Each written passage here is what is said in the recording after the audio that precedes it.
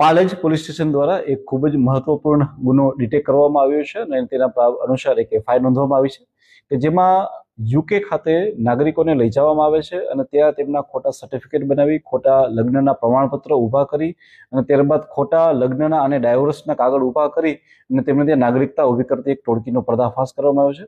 આ ટોળકીના મુખ્ય સૂત્રધાર એવા કે રિઝવાન ઇસ્માઇલ મેદા અને તેમના ખોટા લગ્ન કરાવેલા એવા તસ્લીમા બાનુ ઇસ્માઇલ કારભારી વિરુદ્ધ ગુનો નોંધવામાં આવ્યો છે. આ ટોળકી દ્વારા પોતાના ભાઈ એટલે કે ફૈઝલ ઇસ્માઇલ કારભારીને પણ આ જ પ્રકારે ખોટા સર્ટિફિકેટ બનાવીને લઈ જવામાં આવ્યા છે. તેમના એડવોકેટ કે જે હાલમાં કેનેડા ખાતે રહે છે એવા સાજિદ કોઠિયાને પણ આ એફઆઈઆરમાં સામેલ કરવામાં આવ્યો છે કે જેમણે અહીંયા જ ભરૂચ કોર્ટના ખોટા ઓર્ડરો બનાવી અને ખોટા ઓર્ડરોના આધારે પોતાના લગ્નના નોંધ અને ત્યારબાદ લગ્નના જે ડાયવોર્સ માટેના એમ લોકોએ પોતાના કાગળકા બનાવેલા હતા.